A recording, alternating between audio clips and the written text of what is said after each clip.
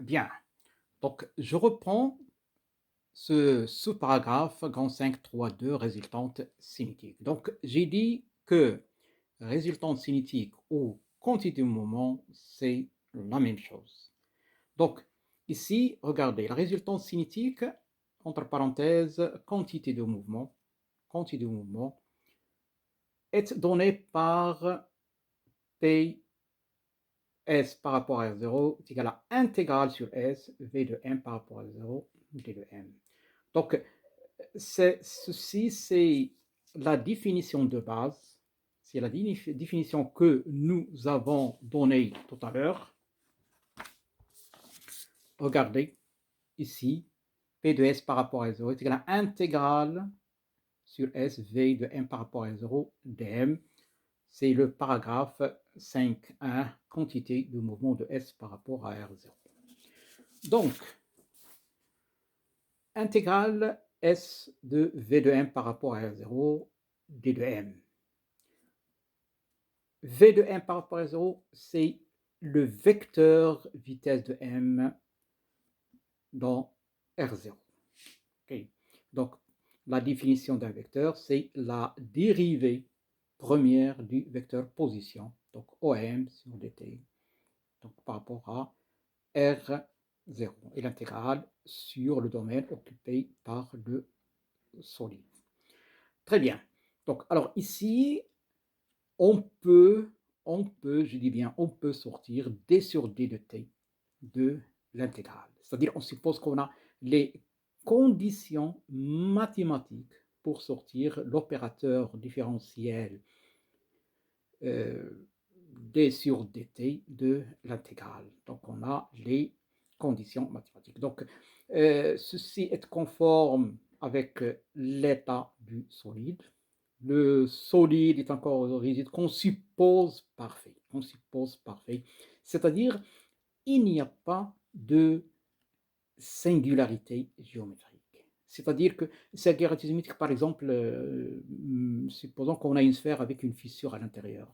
Donc, une fissure à l'intérieur, donc c'est une singularité, ça on l'appelle singularité géométrique. Donc, on suppose que il n'y a pas de singularité, le système est parfait, il n'y a pas de problème mathématique pour sortir d sur dt de l'intégrale. Donc, si on sort de l'intégrale, ça va donner d sur dt de intégrale sur S de OM d de M. Or, intégrale sur S OM dm, c'est grand M, vecteur objet, avec grand M, c'est la masse totale du solide. La masse totale. Ça, regardez le début de chapitre sur la cinétique, nous avons donné ce résultat. Donc, voir du début de chapitre sur la cinétique, nous avons donné ce résultat intégral SOMDM est égal à grand M OG. D'où P de S par rapport à 0 est égal à grand M, D de OG sur dt par rapport à 0. Et là, ce n'est autre que la vitesse du centre d'inertie G par rapport à R0. Finalement, et ce qu'il faut retenir, comme j'ai dit tout à l'heure, on ne va pas procéder chaque fois à calculer cette intégrale. P de S par rapport à l'intégrale VM, etc. Intégrer ça, non, non. Donc, à ce niveau, retenez bien le résultat suivant à retenir. C'est un résultat à retenir. Donc là, c'est très important dans les exercices. Souvent, on a besoin de ça. C'est-à-dire la quantité de mouvement de S par rapport à R0 dans son mouvement de S, dans son mouvement par rapport à R0, c'est quoi? C'est la masse du solide. C'est la masse du solide multipliée par le vecteur vitesse du centre d'inertie par rapport à R0. Retenez bien la quantité de mouvement d'un solide dans son mouvement par rapport à R0. Ou bien la résultante cinétique, c'est la masse totale du solide multipliée par la vitesse du centre d'inertie par rapport à R0.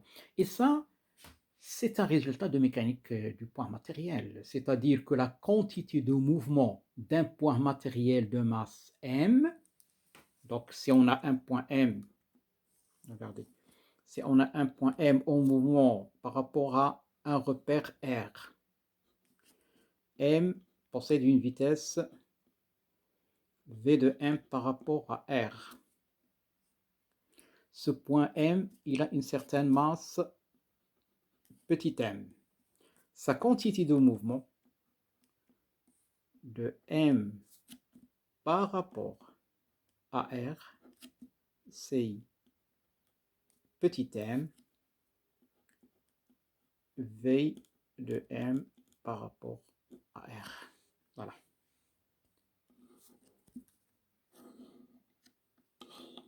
Ça. Donc ça, cela.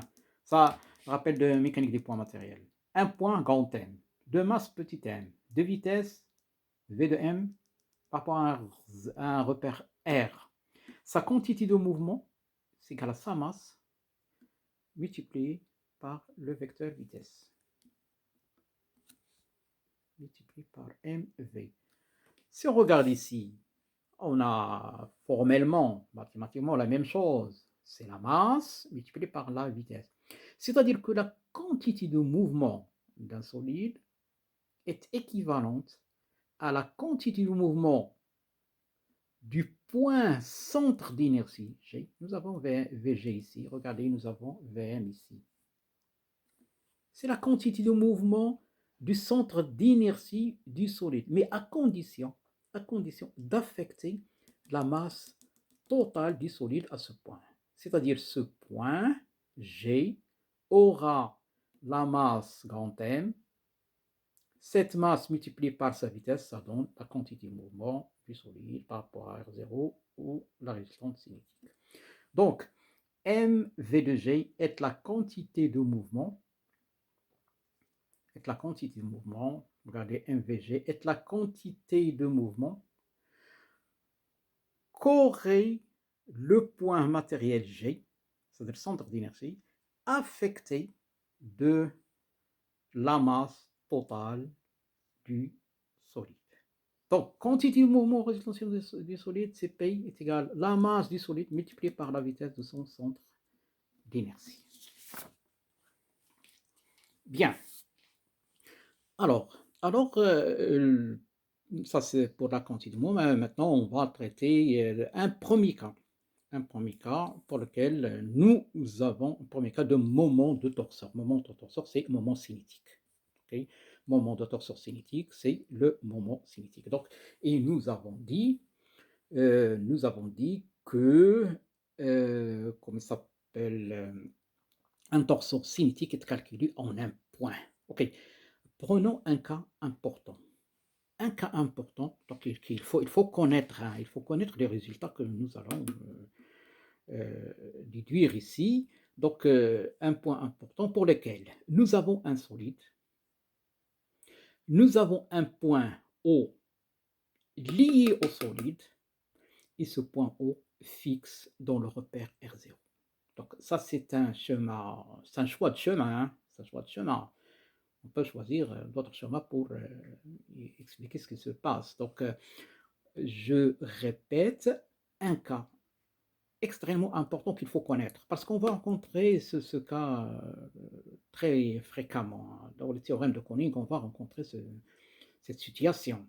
Donc là, retenez bien, la position de problème est la suivante. C'est-à-dire que nous avons un solide S.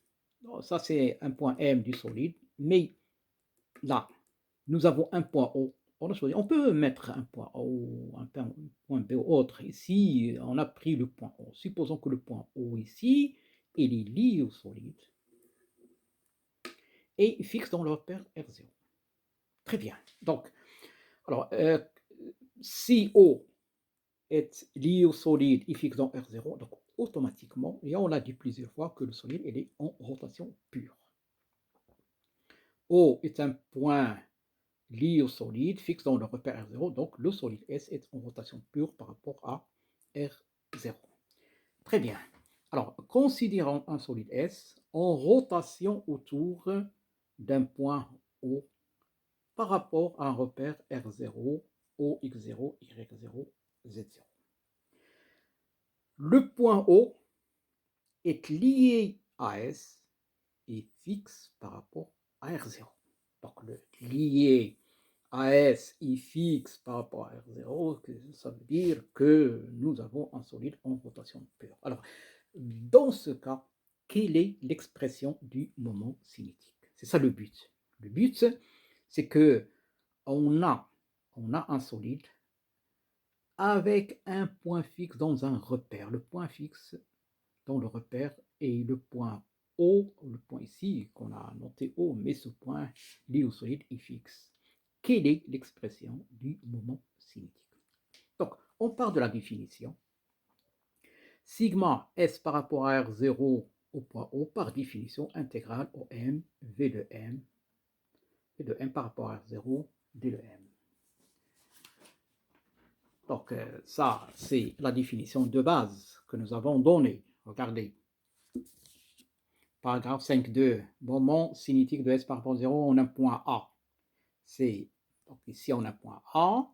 Dans cette définition de base, j'ai dit tout à l'heure que le point A est choisi en fonction du problème posé pour faciliter les calculs. Donc, nous avons sigma, c'est intégral de AM, VM par rapport à 0, D de M. OK? Donc ici, au point O, c'est la même chose, seulement on remplace le point A par le point O. OK? C'est intégral sur le domaine, intégral sur le domaine S, OM vectoriel VM par rapport à 0, D de M. Très bien. Ici, M est un point du solide. O, qu'est-ce qu'on a dit? Est un point, regardez, le point O est lié à S. Donc, ce sont deux points, que ce soit O ou M, sont deux points liés au solide.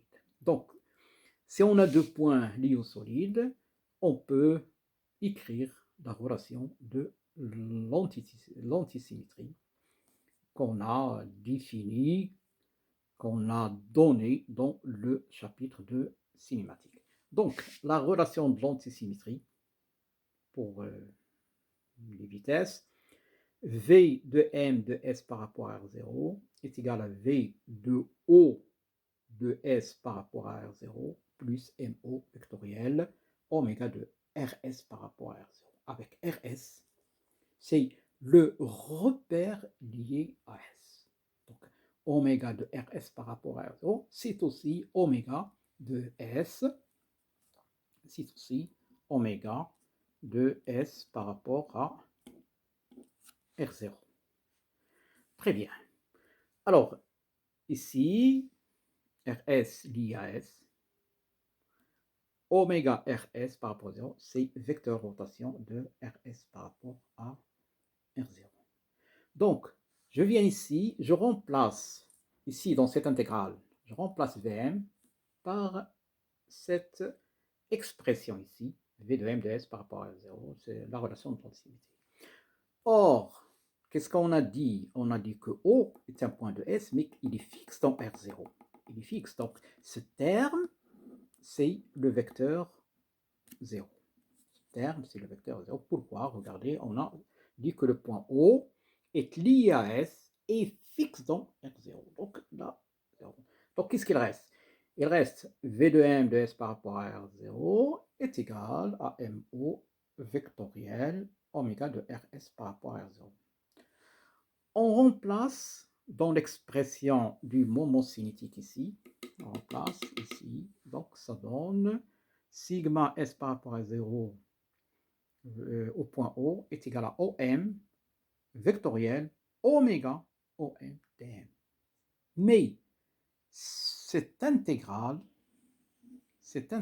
n'est autre que la définition de JOS, ou S intégrale sur S, JOS, point, produit scalaire,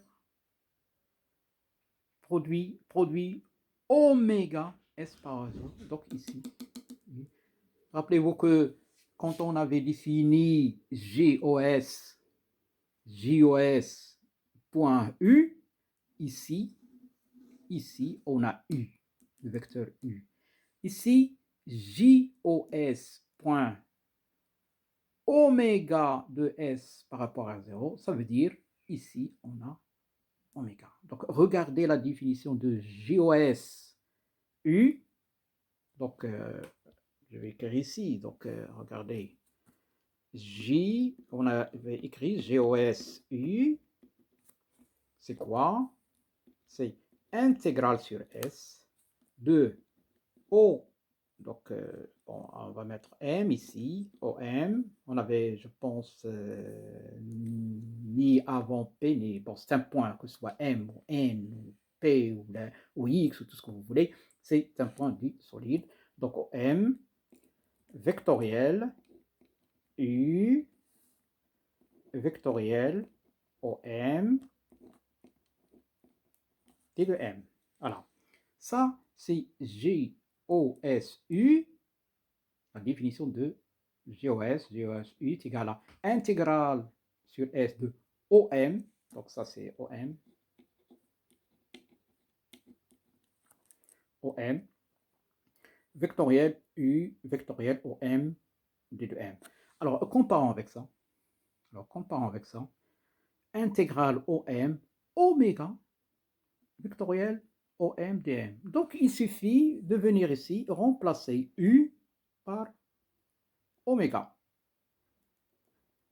Remplacer, pardon, oui, c'est ça, remplacer U par oméga. C'est ce que nous avons ici. Donc ça, qu'est-ce que ça veut dire ça? OM, etc. C'est ça, c'est la même chose avec U, c'est oméga de S par rapport à R0. Donc, c'est finalement sigma S R0 O est égal à JOS point oméga de S par rapport à R0.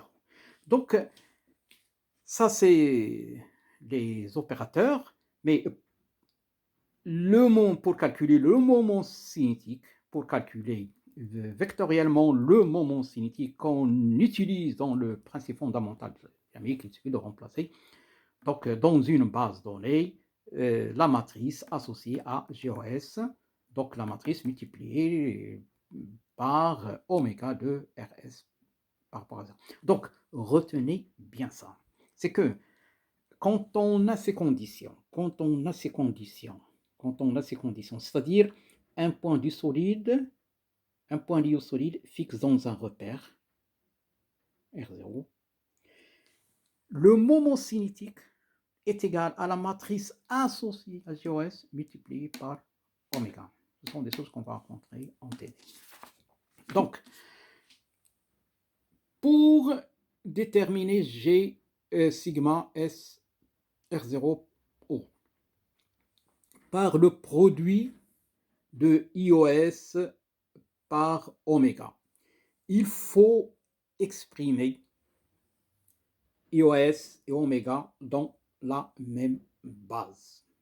Dans la même base pour avoir en fait, des calculs faciles, parce que dans la même base, quand on rencontre le produit scalaire II, c'est 1.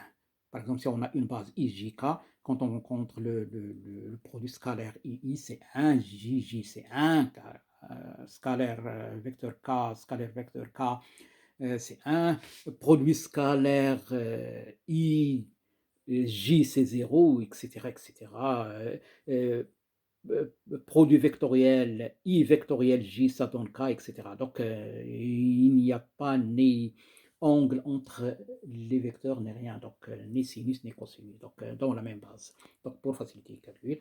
Alors, le choix de la base principale d'inertie permet de simplifier le calcul du moment cinétique.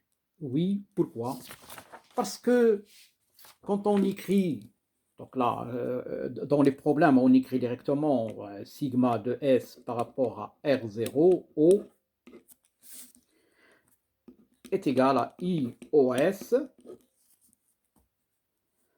oméga de S par rapport à R0. Voici la formule. Ça, c'est la formule qu'on utilise comment s'appelle, dans la résolution des problèmes. C'est-à-dire ici, on remplace ici, en fait, après projection dans les bases, c'est-à-dire JOS devient la matrice associée à la matrice, devient la matrice IOS associée à GOS. Donc ça, c'est matrice.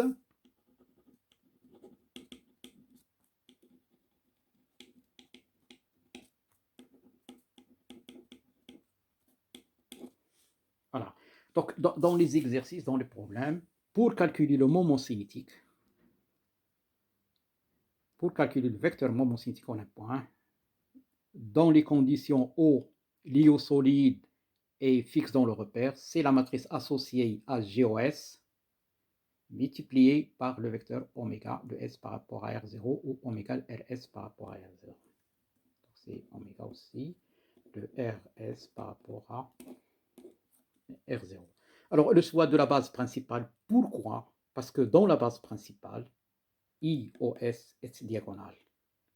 Donc les termes hors de la diagonale sont des termes nuls. Et par conséquent, le produit IOS oméga devient un produit extrêmement facile. Sans oublier que oméga doit être aussi exprimé dans la base principale d'inertie. Donc dans la base principale d'inertie, on aura une matrice diagonale, donc sans des calculs, c'est facile, et il faut exprimer oméga dans la même base. Très bien. Alors, ceci termine cette séance d'enregistrement. Vous avez déjà reçu le document, donc tout ce que j'ai expliqué ici. Vous avez le fichier PDF. Vous avez le fichier PDF que vous avez reçu sur la plateforme Moodle. Donc, il y aura une suite, donc il y aura des exercices, on va traiter des exercices. Donc, si vous avez, j'insiste là-dessus encore une fois, si vous avez des questions, vous pouvez toujours me contacter soit par mail, soit sur la plateforme Moodle. Donc, je vous souhaite bonne chance, bon courage et à la prochaine. Merci beaucoup.